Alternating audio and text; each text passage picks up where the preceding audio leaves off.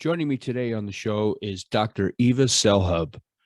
Her bio on her website reads, Dr. Eva Selhub is an internationally recognized expert, physician, author, speaker, and consultant in the fields of stress, resilience, mind-body medicine, and working with the natural environment to achieve maximum health and well-being. So we discuss her book, Resilience for Dummies, and she explained to me that stress isn't necessarily a bad thing as long as you know how to deal with it. So enjoy the show, and don't forget to leave me a review on whatever platform you listen to the show on. Dr. Eva Selhub, thanks for joining me today. Thanks for having me. So after reading your book, Resilience for Dummies, I came away with a new understanding of the word stress. Apparently, it's not necessarily a bad thing. What is stress?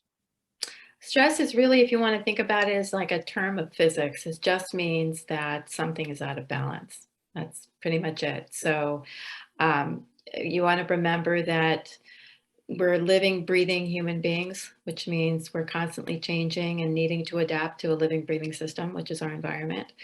And for the most part, most living things want to be in a state of balance, but that's impossible because things are constantly changing. And stress is simply when that state of balance is being disturbed. So it's when, it's a state of balance that is being challenged. So it happens all the time, all day, every day, right? So every time you feel uncomfortable, that's a stress. And every time you're hungry, that's a stress. It's a challenge to the system's state of balance. It's Okay. just part of life. And part of what I took away from the book is that it's also sort of a signal, so to speak, where it's telling you, okay, you need to do something. Like when you feel hungry, you need to go get food. That's Something right. along those lines. Well, it's sort of, there's like I said, like the term of physics, this is just what is, that there's just an imbalance to the system that wants to be balanced. So that's what stress is. And then there's how the human body communicates that stress so that you can adapt and maintain survival of the species. So in order for you to be able to survive in a changing environment, right, your body needs to signal you that something's off. So you don't know that necessarily, like your blood sugar is dropped. So your body has to have a signaling mechanism to let you know that your blood sugar is low, and it does it through the sensations of hunger or irritability or fatigue. So the body actually speaks to you so that you can create the changes that you need to make to the stress through signals of your body, through your senses. So through touch, feel, taste, smell, sound, and through your emotions and feelings. That's how the body speaks to you. Okay. And so I think what's important about discussing it in this way, I mean, it sounds simple and basic after you explain it, but I think I'm like most people where when we think of stress, we think of a negative feeling, anxiety. We think of stress as, oh my God, how am I going to pay the rent this month and that kind of thing. So, which, yeah, that is stressful, and that is demonstration or a manifestation of stress of one example of it.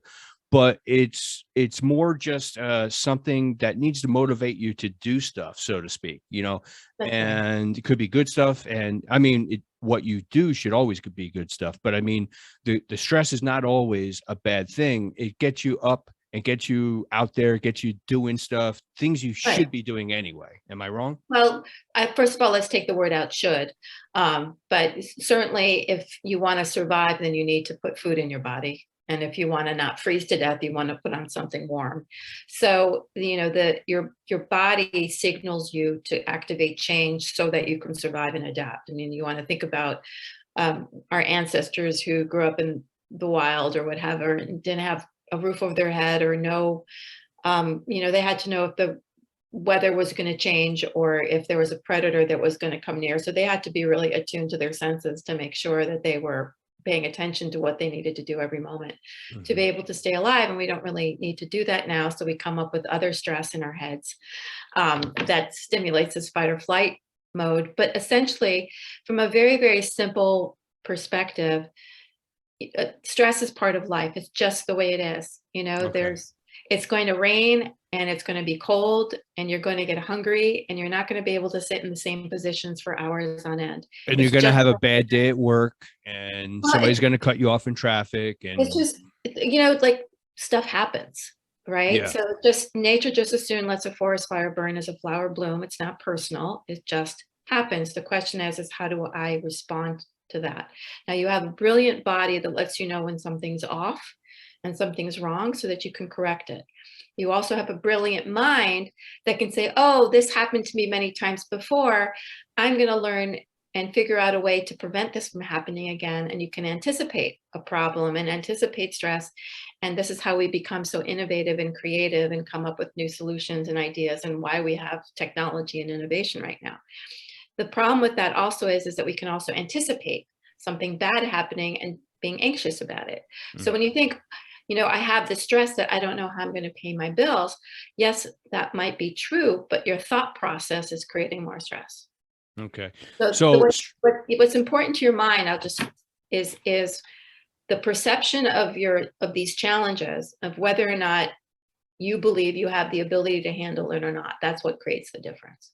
And I think that leads me to what you call in the book, the victim mentality. Is that right? Yeah. And can you explain that a little bit? Well, so it's understanding reality, that stuff happens and it's often going to be challenging. There's going to be a myriad of wonderful and joyful and loving experiences in life, and there's going to be a lot of really hard ones. Life is going to throw you curveballs. It's just the way it is. And you can either view it as it's happening to me and I'm a victim of my circumstance, or it's happening and I am going to choose my response to work my circumstance out to benefit me the best that I can. Right? It's not Pollyanna. It's not saying, oh, everything's fine and peachy. You're saying, well, stuff happens. I've been thrown a curveball. This is challenging, and I'm going to make this work for me, or I'm going to figure it out. So it's being able to respond to life rather than react, to know that life is happening with you versus happening to you. Like, again, if it's cold outside, you can just be totally miserable about it and decide to say, well, screw it, it's cold outside and I'm just going to go out anyway and freeze to death, or stay inside and be miserable. And that's going to be one trajectory.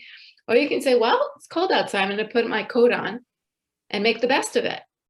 That's another trajectory. And those things are going to lead to completely different outcomes.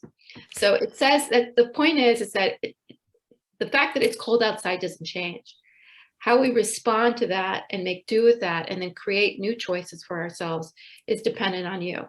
And I would imagine that this is basically what you would call resilience, right? Yes, The ability to do that. Okay. The ability to see challenges and adversity as opportunities for growth and learning. Okay. In the book, you write about what you call the 6 pillars of resilience. Can you give us a quick rundown of the 6 pillars? Sure. If you want to, think about, what makes somebody resilient, that means what the mindset, that growth mindset that allows you to be able to say, okay, bring it, I got this. And, you can think about when you're not feeling well, when you're physically sick, it's really challenging to look at your life and say, I got this. When you have the cold or you have COVID or whatever it is, or even if you just have a backache, the idea of working or doing whatever it is you need to do becomes a mountain instead of a hill. So the first pillar is your physical vitality, is, doing what you need to do to take care of yourself so that your body, your cells are thriving. And, that includes, getting good quality sleep and exercise and nutrient rich food in your body, understanding that everything is fuel, whether that's the social support, everything that goes into creating a healthy body. The other one is going to be your healthy mind, is what we call the mental toughness or the growth mindset or mental clarity. So as I just mentioned previously, that there's stress, and then there's the stress that you create with your thoughts in your mind.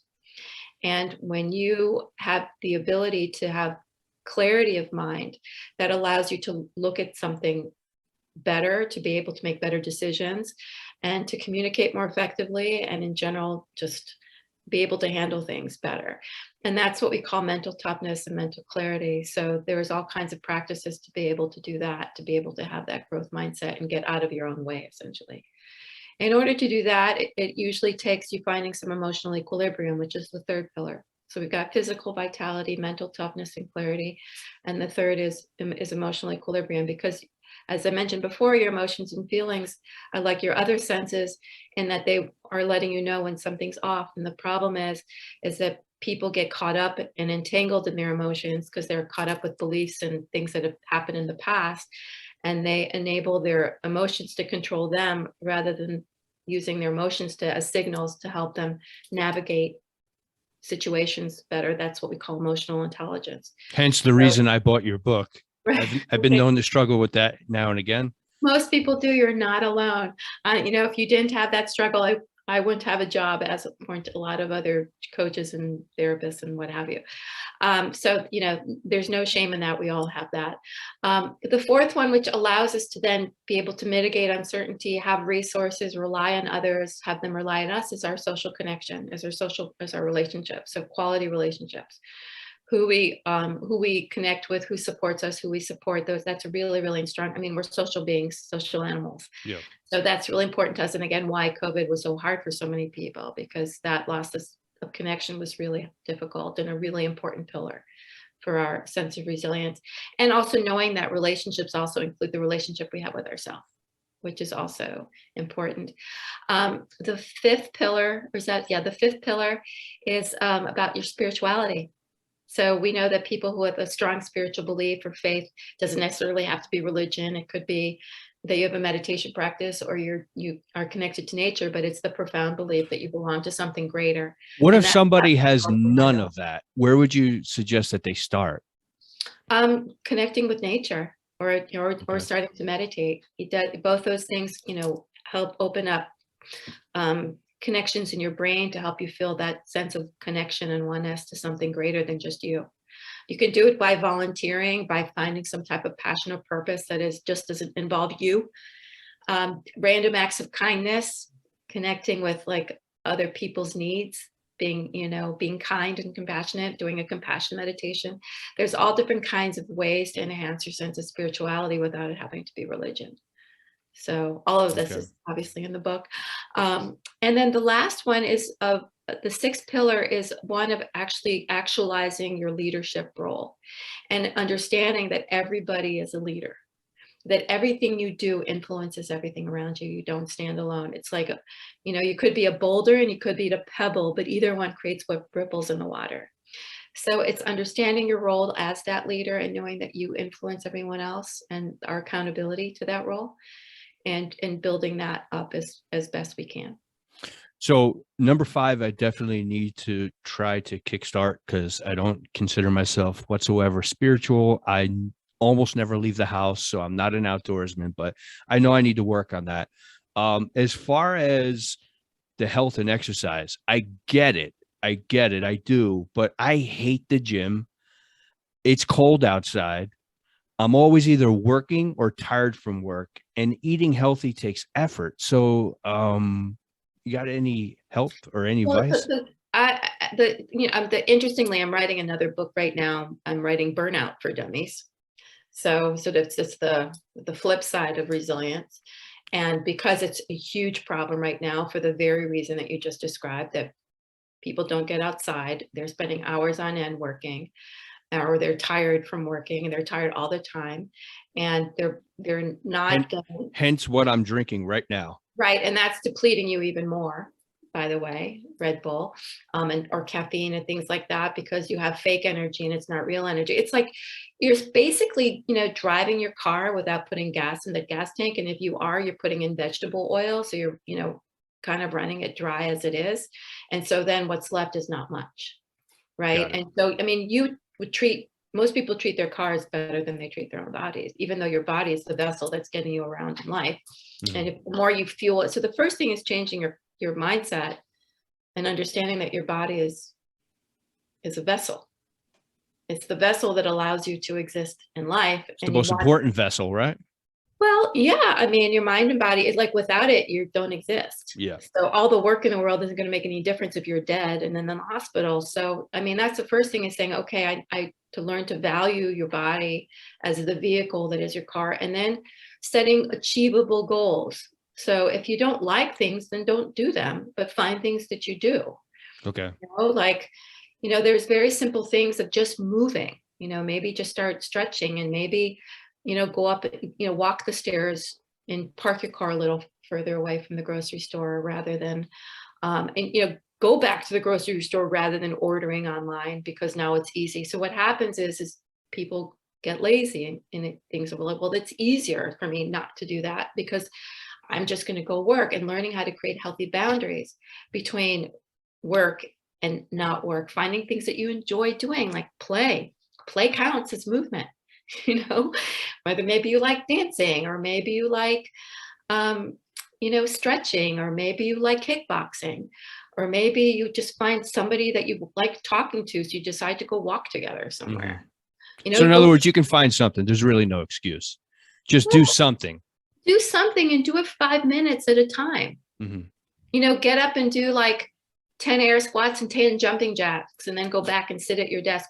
You'll actually find that just shaking your body is going to open up your brain cells and help you actually be more effective in what you do. You want to be able to think about performance. You want to be able to perform better in life. So if you want to be able to perform better, you want to put in high octane fuel into your body. So what's that going to look like? Again, nutrition can be really confusing, but you just say to yourself, okay, nutrient rich, nutrient poor. Let me try to go for the 80-20 plan, right? So 80% of what I put in my body is plant-based, or lean meats, or healthy fats. And, you just pick up a lot of different types of vegetables and fruits, some grains, some lean meats or fish, if that's what you eat, and you're good. And then if you want to have your Red Bull every now and then, or your Cheetos, or whatever it is that you want to eat, that's McDonald's, pizza, whatever, but let it be 20% of the time, not 80% of the time. Got it. No, it makes sense. It makes sense. Just figure out, what works for you. And like 20% of the time is a lot, actually. And again, this isn't about feeling bad or feeling like I should be doing anything or feeling guilty. It's just saying, okay, food is fuel, and I don't cook. So what are easy ways that I can, make a meal? I have an air fryer, which makes life so easy. Seriously, you just, spray it with a little bit of I need to get one of those. Seriously, and you throw it in there, and it will fry your food for you without it being fried. And it takes like a third of the time that it would take to do anything. And now you've created healthy ease. Got it. Right. So there are ways that you can, you want to honor what your feelings are, that I hate to cook, or I hate to exercise. And so, well, what do I enjoy? What could I enjoy? Let me try it. And part of, you're not going to do it. Part of reading your book, I also, kind of got familiar with the concept of loving yourself, so to speak. That's something you write about in there. And how can you really love yourself if you don't take care of yourself, I guess, right? Well, it's a vicious cycle, isn't it? Yeah. So a big piece of this is starting with self-compassion and self-love. It's a big piece of understanding that I'm of value, that I would like to continue living. So you can, live your life in fear of dying, or live your life wanting to live. Yeah. And this is cherish that experience, and, take care of yourself. And this is, I'd say, closely related to another concept you write about in the book. By the way, here's the book, Resilience for Dummies. And so you talk about maladaptive and adaptive coping habits. So I believe that 98% of my coping habits are probably maladaptive. So do you want to discuss that? There you go, putting yourself down. And I would say that if you were to analyze yourself, you would notice that obviously a lot of your habits are adaptive because you're alive and well and doing things that work. And the difference between adaptive and maladaptive is that adaptive coping habits are what your body's asking for, and maladaptive habits are not what your body's asking for, but it's helping you cope. So example is, I'm hungry because my blood sugar is low and I choose to eat. That's an adaptive coping, right? So it's how I cope with a given stress. And maladaptive coping is, I'm anxious and I eat. Yeah. So the eating is comforting me and helping me feel better so that I can deal with whatever I'm dealing with, but it's not actually solving the issue of why I'm anxious. Or I'm anxious and I drink, or I smoke a cigarette, or whatever. Because most people don't want to feel uncomfortable. They don't want to feel pain. And we feel pain and discomfort from the day we're born. So we are programmed and learn ways not to feel badly. Mm-hmm. Like the goal is to feel in balance. We find ways not to feel badly. So unless you kind of do a deep dive and like notice, why am I feeling this way? Why am I behaving this way? and start sort of understanding that you have underlying beliefs and assumptions that are negative and distorted and are actually not true, and that you developed coping habits to help you, then you say, okay, well, what do I want to change? And again, it's not beating yourself up. It's understanding that these behavior patterns have literally let you survive. Mm. So they're helping you cope. So they're not, bad. They're just maladaptive. They're not supporting you to thrive. And it's at some point they're going to cause you to dive. So there you have a choice. Do I want to thrive or do I want to dive? And how do I want to go about doing that? So And get help if you need help. in other words, instead of beating yourself up, just try to find a way to replace them. Find a way to first find out why you came up with them to begin with, because there's a reason for that. You want to learn how to take care of your inner critic and say, that voice that says I'm not good enough, or I should be doing this and I should be doing that. You say, okay, well, thank you, inner critic, because you've gotten me this far. But the truth of the matter is, I don't need, I need a, positive and a positive coach rather than a put down coach. Right. Sure. And you say, why don't I give you a new job description so you can, I'll give you something different to say to me rather than you suck. Which is something that I definitely struggle with. I have the habit of saying to myself, hey, that's not your lane. Don't do this because that probably isn't your thing, or you might not succeed at that or whatever. So Right. I do have a tendency to do that. It served a purpose. So remember, Yeah. your inner critic and everything about all your sensory signals in your body are there to keep you alive, to keep the human species alive. That's why we have a fight or flight response. That's why we have emotions. That's why we have, perception and all that kind of stuff, so that we can stay alive. So, our senses will tell us when a predator is coming, or that how to keep a moral code intact. Right. So like guilt has a reason. There's a reason we experience guilt. Like every emotion we have is there for a reason. It's there so that our behaviors will conform to a certain way so that we stay alive. Sure. Right. If you do something and you feel guilty about it or embarrassed, you won't do it again, which is going to then keep you alive, or make sure other people like you so that they support you to stay alive during times of need. So it helps the social infrastructure stay intact. So there's cause for it. The problem is that we interpret the behavior as I am bad, and then we hold on to it because we think it keeps us safe. So it keeps you safe to stay in your lane. It keeps you safe because then you don't get ridiculed, or you don't actually experience the feeling of failure. Because so what it does is that we hold on to the inner critic because it keeps us from feeling vulnerable. We don't want to feel vulnerable. We don't like that feeling. So again, this work is learning how to feel vulnerable and feel okay with that. Learning how to recognize that I'm actually okay. It's okay for me to go out of this lane. And it's rather than being frightened in given situations, it's saying, well, given what is, what can I do? Yeah. I'm going to skip ahead to something I was going to say for later, but you have in chapter 1 a section about mental clarity. And in there you write, being able to boost your mental clarity and stay mentally tough in the face of hardship requires that you be self-aware, calm, open to change, comfortable with not having all the answers, in the belief that come what may, you have what it takes to prevail. It involves maintaining a positive and optimistic mental attitude, no matter the circumstances, and having the grit and stamina to keep trying, even when you experience setbacks. Man, I want to be that guy. He sounds really cool. You can be. Okay. And you already are.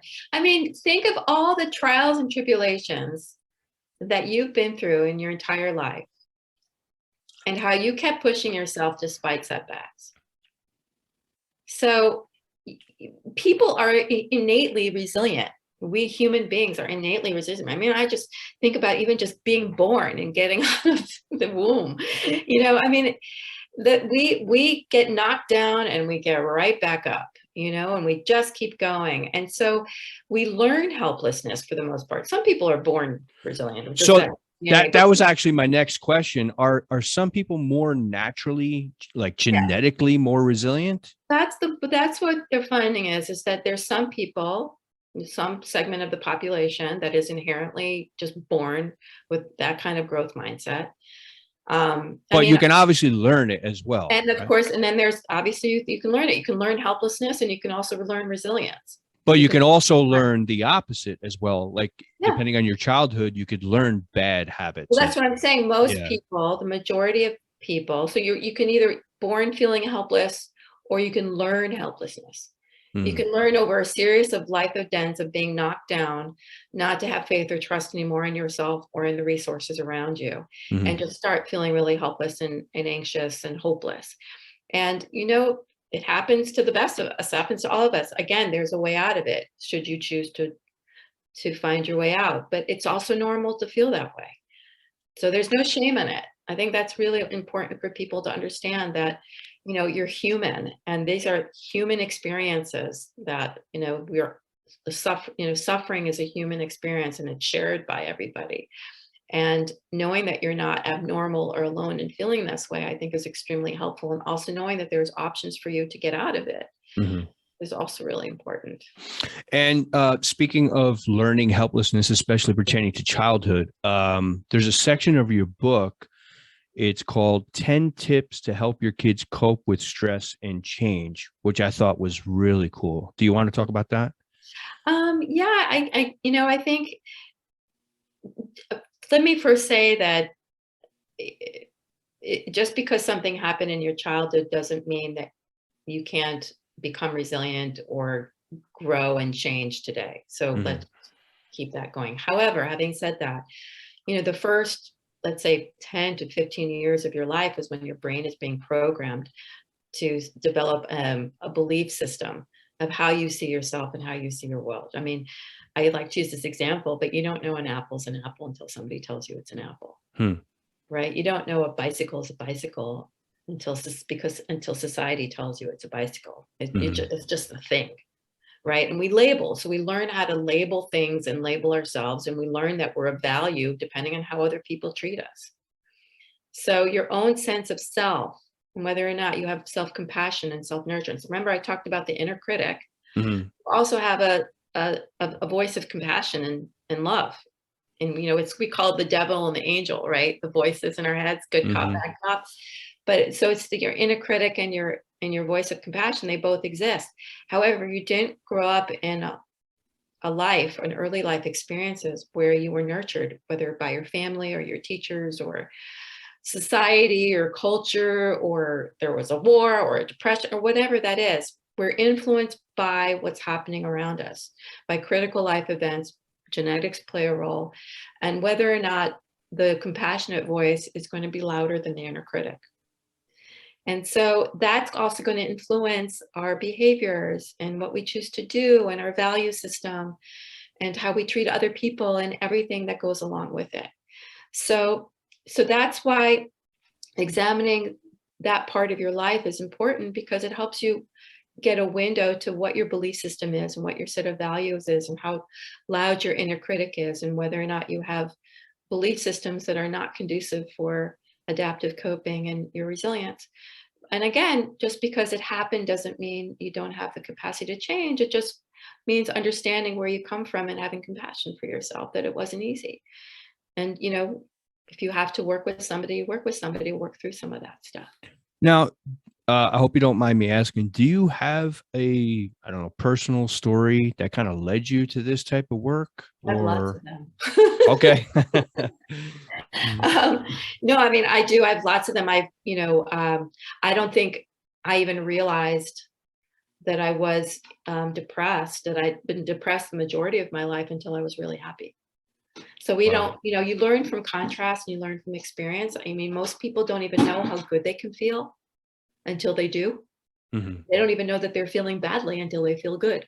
So, but my journey really sort of catapulted when I was in my residency, and when I was in my second year of residency and planning to do fellowship, and really just I was diehard medicine, going to work in the ICUs and that sort of thing. And this is in 1996, and I was stuck with an HIV needle. So there was a different virus that was an issue at the time.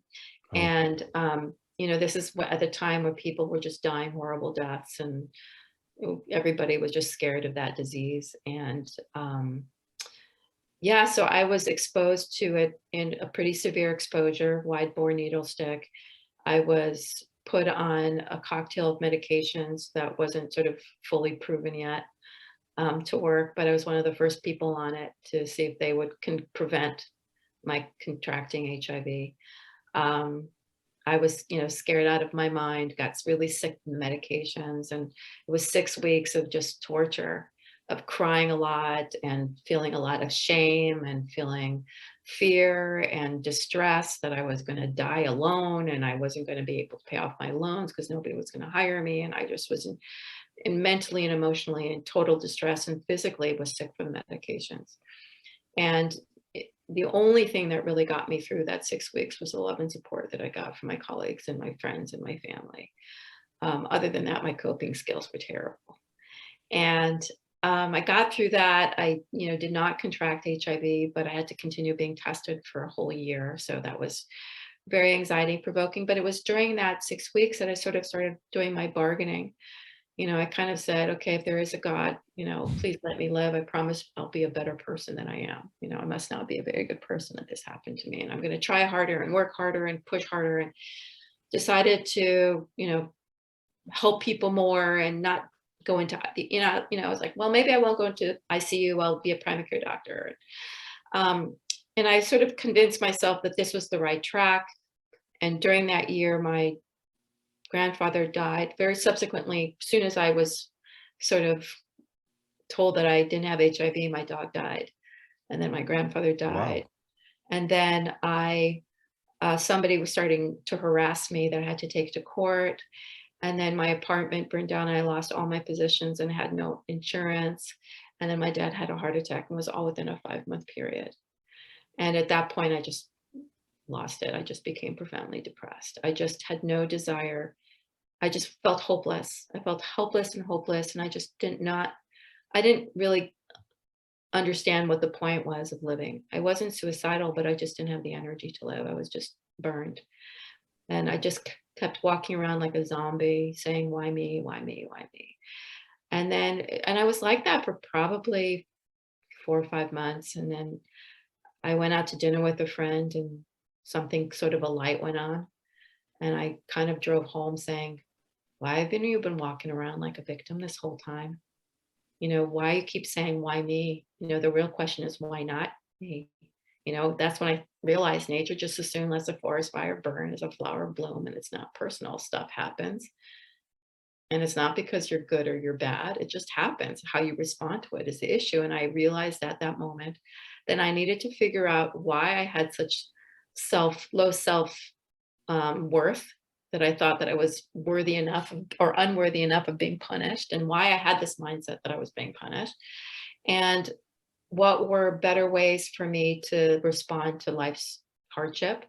And that's when I started deciding I wanted to learn more, and I started volunteering with the Mind Body Medical Institute. I had gotten a job working there at Harvard anyway, at the hospital. So I started volunteering there and started learning about meditation and mind-body medicine and nutrition and all this kind of stuff, and applying it to my life and to my patients. And that sort of started my path to where I am today. And that was back in 1996, 97. So you can imagine that I could have stayed anxious and victimized and whatever that is, and that would have taken one trajectory. And I said, I don't have all the answers, and I don't know why I'm doing this, but I'm going to go find out, and I'm going to find a way not only to have a different attitude in response to my life, but also share it with other people. So I found a new purpose and passion to drive me, which is spirituality, and recognizing that the one thing that got me through was the social support and love that I got from other people. So that, again, that was sort of the big event that sort of catapulted everything else. But you can see how making that the growth mindset versus the limited mindset changed the trajectory of what was going to happen next.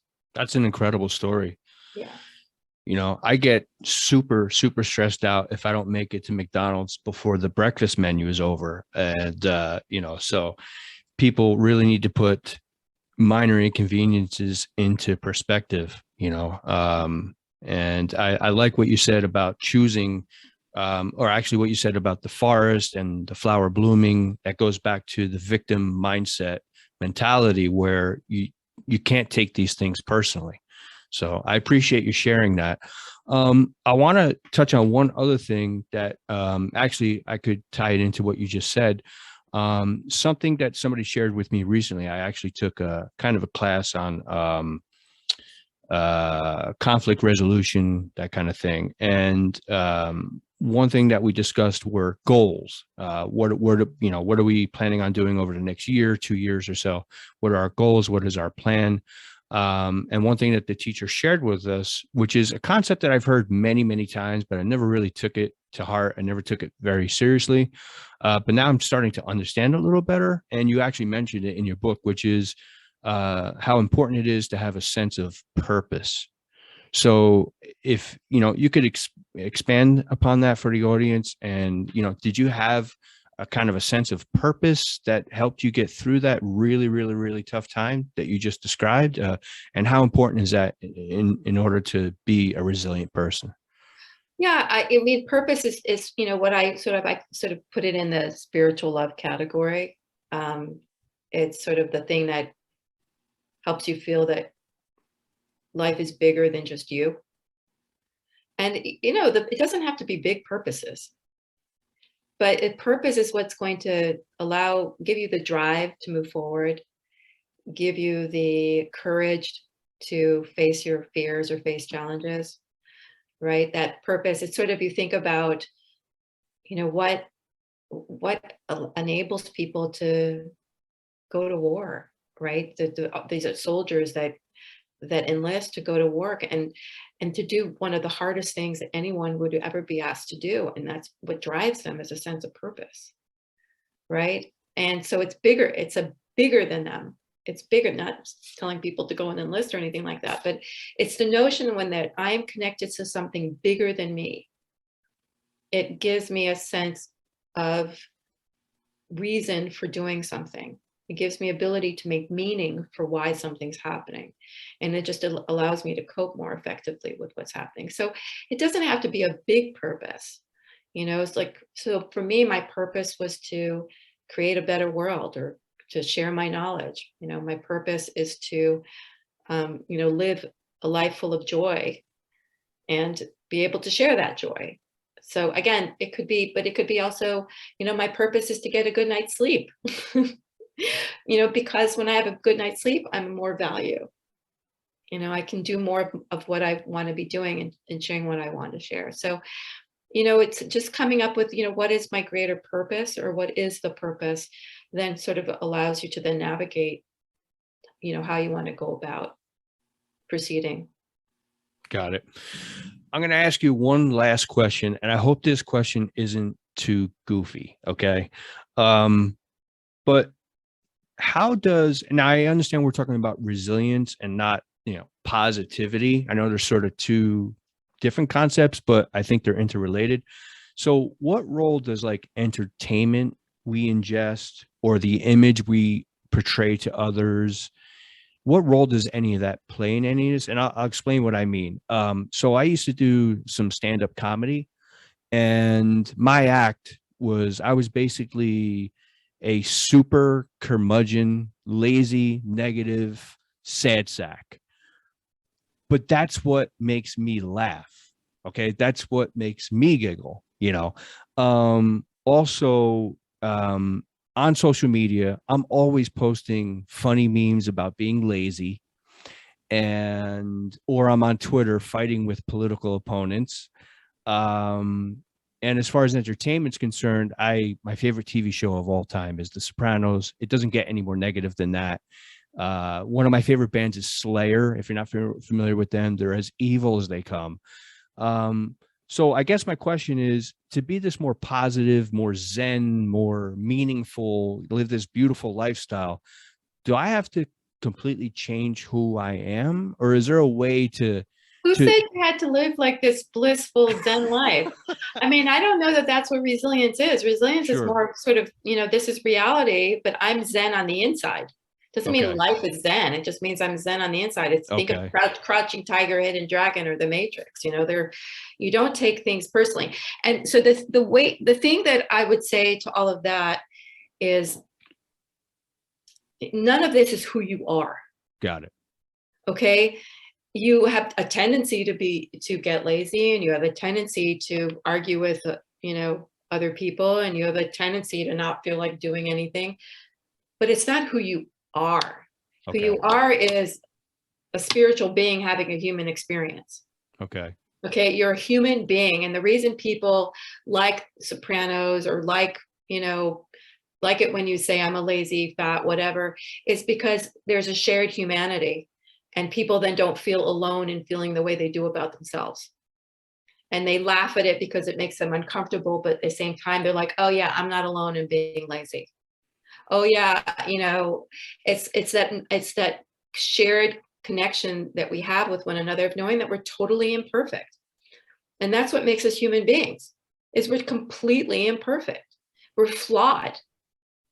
Right? So that's what's like the part where people are like, oh, I'm not the only one that's flawed. And it's kind of funny that I'm flawed, but I accept myself that I'm flawed. So it's not who I am. Who I am is a human being who's got, wonderful qualities and qualities that are flawed. And, that's it. I'm going to learn. And every situation is an opportunity for growth and learning. And it's not always going to be easy. And it's not always going to be sunshine and roses. However, I'm going to have the knowledge in myself that I have value, because if I call myself fat, lazy, and whatever, then I'm saying I don't have value. You're just saying I have value, I have flaws, and I accept that. And I'm doing my best to live my best life. It's a very, very different attitude than either everything's sunshine and roses and everything sucks. Got it.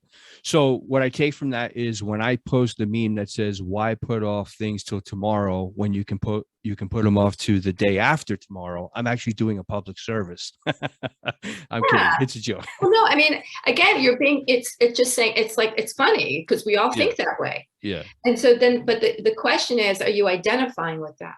Sure. So if you're identifying with that, that's what gets you then into trouble in your behaviors and your actions, because then you're saying, well, that's who I am. Who I am is a procrastinator, lazy person. No, who you are is you, who sometimes has a tendency to procrastinate because it keeps you safe. And that's I believe, an extremely important distinction to make, because if you don't think through that clearly, you can fall into the trap of thinking that you are that person, but you can enjoy that type of humor or those types of activities and understand, okay, that may be like 1% of who I am, so to speak, sort of, but it's not who you are ever. It's something you do. It's something I do. Okay. It's not who you are. You're a human being, not a human doing. Nothing is who you are. Who you are is a human being having an experience. That's who you are. Everything else is stuff that you do. Got it. And I think that's important to discuss that and clarify that, because people do fall into those frames of mind that they get stuck in like molasses and can't get out of. So, and we all do it. It's human. There's no shame in it. It's just, again, choosing whether or not I want to stay stuck in it and be miserable, or get out of it and be free. Well, I appreciate that. Dr. Eva Selhub, thank you so much. I'm going to continue to use your book, Resilience for Dummies, as a tool in my journey of self-care. Do me a favor, tell the audience where they can find you, follow you, and anything else you'd like to promote today. Okay, well, my website is drselhub.com, drselhub.com. And you can find me on pretty much most social media feeds like Facebook and LinkedIn and Twitter and Instagram, and always posting up really good content. So I'm more about content than posting stuff about myself. So there's going to be a lot of stuff to learn. There's lots of information on my website. I've got meditations and videos on YouTube as well. So you can go, there's lots of just free stuff out there. And so that's everything. That all my services are online. I'm oftentimes doing speaking events and things like that. But um, what else is there? I've got multiple books that you can, 5 books right now, and a 6th on the way, which should be out, I think, at the end of this year, called Burnout for Dummies. You can keep an eye out for that or pre-order it. And you can get everything pretty much on Amazon. It's all there. So Nice. I'm glad you're coming out with another Dummies book. I love those books. They really, really somehow speak to me. I don't know why. they're clear and concise, and they just tell you what you need to know.